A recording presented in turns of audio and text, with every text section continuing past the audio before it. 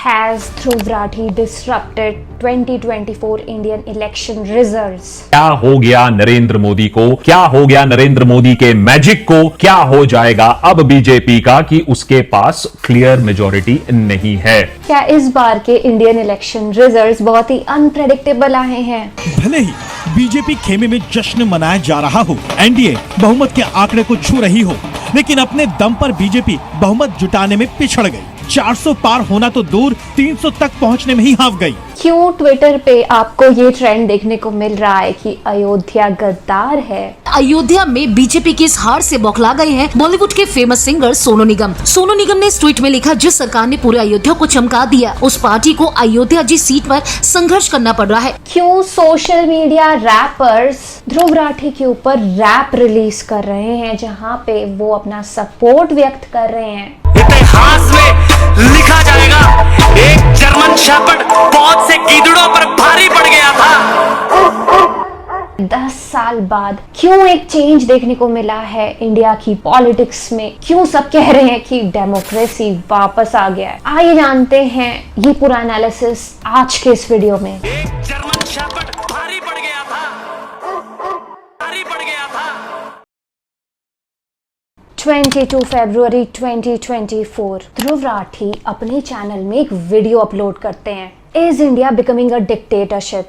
वो literally declare कर देते हैं Narendra Modi, the prime minister, the current prime minister of India का नेम डिक्लेयर कर देते हैं, उनकी पार्टी बीजेपी नाम डिक्लेयर कर देते हैं अपने वीडियो के थ्रू, और ये क्वेश्चन उठाते हैं कि क्या इंडिया एक डिक्टेटरशिप की तरफ जा रही है? डेमोक्रेसी के अंदर separation of powers, independence of institutions एक ऐसी चीज है जिसके बारे में आपने स्कूल में पढ़ा होगा। हमारे सुप्रीम कोर्ट ने एक आदेश दिया था इलेक्शन कमीशन का इंडिपेंडेंस बनाए रखने के लिए कि जो चीफ इलेक्शन कमिश्नर है और बाकी इलेक्शन कमिश्नर्स हैं, उनकी अपॉइंटमेंट 3 मेंबर कमिटी के द्वारा करी जाएगी। लेकिन कुछ ही महीने पहले सरकार एक नया लॉ लेकर आई जिसमें सरकार ने कहा कि इस कमिटी से चीफ जस्टिस ऑफ इंडिया को हटाओ, हम अपना ही एक मिनिस्टर और रखेंगे इस कमिटी में। अगर बीजेपी की नीयत साफ है तो फिर ऐसा कानून क्यों बनाया गया? क्यों सरकार यहाँ पर इलेक्शन कमिश्नर के अपॉइंटमेंट को भी कंट्रोल करना चाहती है? जैसे ही ध्रुव राठी ये वीडियो पब्लिश करते हैं उसके बाद काफी लोगों में एक एग्रेशन देखा जाता है, जहां लोग जगह जगह पूछने लगते हैं अपने आसपास के लोगों से और वीडियोस बनाने लगते हैं कि क्या वो भी ये फील करते हैं कि इंडिया एक वन नेशन वन पार्टी की तरफ मूव हो रहा है। तो अचानक से बहुत सारे वीडियोस बनने लग जाते हैं इस टॉपिक पे, जहाँ पे लोग क्वेश्चन करते हैं, तरह तरह से एनालाइज करते हैं कि क्या सही में गड़बड़ चल रही है आसपास देश की पॉलिटिक्स में।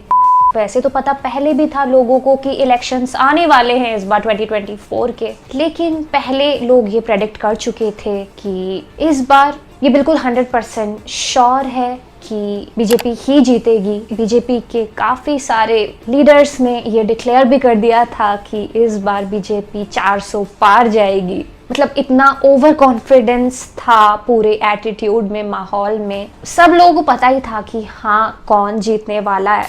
तो अब सडनली लोगों ने ना सोचना स्टार्ट कर दिया था इस पूरे मुद्दे पे, ट्विस्ट आ गया था लोगों के एटीट्यूड में, कहीं ना कहीं क्वेश्चन करने लगे थे लोग फिर से, जिस वजह से ये भी खबरें फैलने लगी थी अभी इलेक्शंस के कुछ दिन पहले कि कांग्रेस की सोशल मीडिया में एक स्पाइक देखने को मिला है। ये तो देखा गया कि साफ साफ चाहे वो सोशल मीडिया में हो या लोगों के डिस्कशंस में हो, इंटरनल डिस्कशंस में हो, कांग्रेस ने एक जगह बना ली थी और ऑल इंडिया अलायंस ने, बस कांग्रेस ने ही नहीं, बाकी जितनी विरोधी पार्टियां हैं सब ने एक जगह बना दी थी डिस्कशंस में लोगों के, जो कि पिछले इलेक्शंस में नहीं देखने को मिले थे।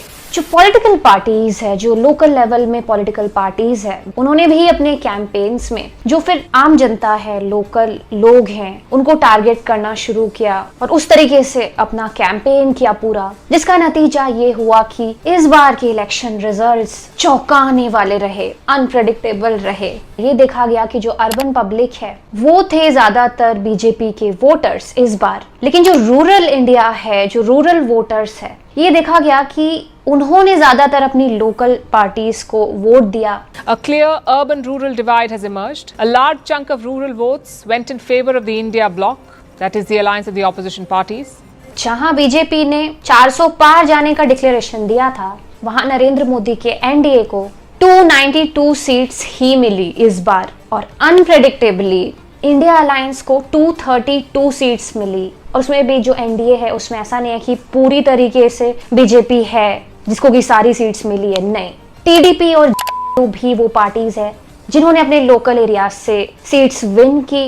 टीडीपी को आंध्र प्रदेश से 16 सीट्स और जेडीयू को बिहार से 12 सीट्स, टोटल 24 सीट्स। तो कहीं ना कहीं जनता इस बार क्लियर थी कि वो एक पार्टी एक नेशन बनने नहीं देगी। क्लियरली अभी जो 33 एमपीज हैं पावर में वो बीजेपी कंट्रोल नहीं है क्योंकि वो बिलोंग करते हैं जेडीयू और टीडीपी से। तो एक तरीके से कोलिशन गवर्नमेंट हो गई है यहाँ पे इस बार 10 साल बाद, जो कि अटल बिहारी वाजपेयी के टाइम पे हुई थी। जो लोकल लेवल में पॉलिटिकल पार्टीज है उन्होंने कहीं ना कहीं अलायंस किया है और एक दूसरे को कड़ी टक्कर दी है। तो इस बार कोई भी बिल्स पास करने होंगे अगर बीजेपी को तो वो ये नहीं कर सकती कि बिना पूछे किसी भी अदर पॉलिटिकल पार्टीज से या पॉलिटिशियंस से पास कर दिया, नहीं।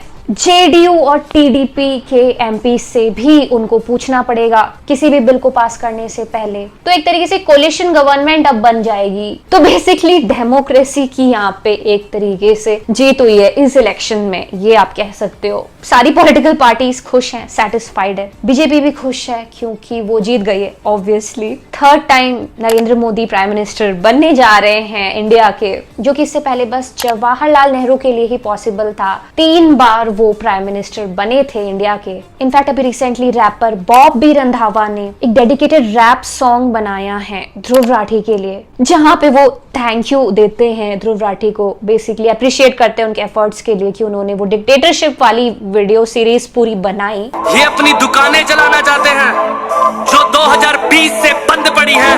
लानत भेजता हूं ऐसी हुकूमत को जो डिक्टेटरशिप की कगार पर खड़ी है। इतिहास में लिखा जाएगा एक जर्मन शेपर्ड बहुत से गीदड़ों पर भारी पड़ गया था।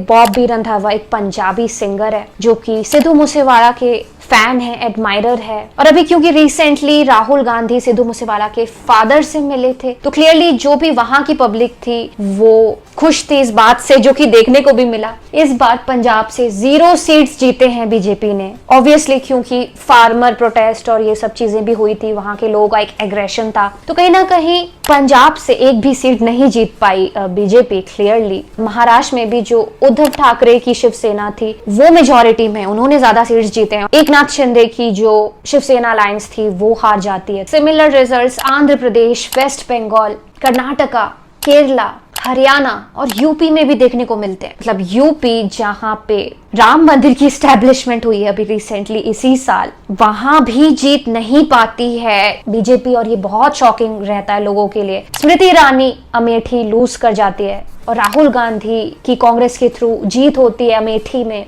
क्लियरली जनता का ये मैसेज है कि जनता जो है वही जनार्दन है और जनता ये चाहती है कि सारी पॉलिटिकल पार्टीज को इज्जत दी जाए। और ये एक कोलिशन गवर्नमेंट का टाइम है इंडिया में, कोई भी वन नेशन वन पार्टी अब नहीं चलेगी। अब अगर मैं यहाँ पे मेरा ओपिनियन बताऊं दोस्तों तो आई क्लियरली एग्री कि ध्रुव राठी ने एक वो पूरी चेन रिएक्शन बोल लो, एक क्यूरियोसिटी बोल लो, वो स्टार्ट कर दी थी, वो जगा दी थी लोगों के दिमाग में उस वीडियो को बना के। अब भले ही वो लेफ्टिस्ट हो, भले ही वो किसी भी पॉलिटिकल पार्टी को सपोर्ट करते हो, वो उनका व्यक्तिगत मामला है। हम किसी को ये नहीं बोल सकते कि नहीं तू इस पॉलिटिकल पार्टी को सपोर्ट नहीं कर सकता, नहीं। क्लियरली भारत की जनता भी ये नहीं चाहती। इस इलेक्शन रिजल्ट्स के बाद ये हमको पता चल ही गया है और जनता की सुननी चाहिए, उसके बाद पॉलिटिकल पार्टीज आती है। तो हाँ, मुझे लगता है कि उस वीडियो के पब्लिश होने के बाद जितने भी सेंट्रिस्ट ओपिनियन रखने वाले यूट्यूबर्स हैं इंक्लूडिंग मी, जो किसी भी पॉलिटिकल पार्टी को सपोर्ट नहीं करते, उन पे चेन रिएक्शन जरूर स्टार्ट हो गई थी, या अगर कोई सपोर्ट करते भी है उनमें भी स्टार्ट हो गई थी। जो वो यूट्यूबर्स जो कि कांग्रेस को सपोर्ट करते हैं वो ध्रुव राठी के पक्ष में थे, और जो अपोज करते हैं कांग्रेस को और बीजेपी के सपोर्टर्स है वो एग्रेसिव वीडियोस बना रहे थे। लेकिन ओवरऑल ये हो रहा था कि नोटिस तो किया जा रहा था इस पूरे मुद्दे को, डिक्टेटरशिप वाले मुद्दे को नोटिस तो जरूर किया जा रहा था। और भले ही स्क्रीन वाली दुनिया में कुछ भी वीडियोस बनाए जा रहे हो, लेकिन जो पब्लिक है, जो इंडिया की पब्लिक है, जो रियल वोटर्स हैं, उनके दिमाग में कहीं ना कहीं एक चेन रिएक्शन जरूर ट्रिगर कर दी थी उस वीडियो ने, जिस वजह से इम्पैक्ट जरूर पड़ा है एक तगड़ा इस बार के इलेक्शंस में। So I think no matter what you say about people like Dhruv Rathi यार, कि कि वो लेफ्टिस्ट है, मतलब आई नो कि वो लेफ्टिस्ट है, वो खुद कह रहे हैं कि वो लेफ्टिस्ट है, मतलब सब जानते हैं कि वो लोग लेफ्टिस्ट है।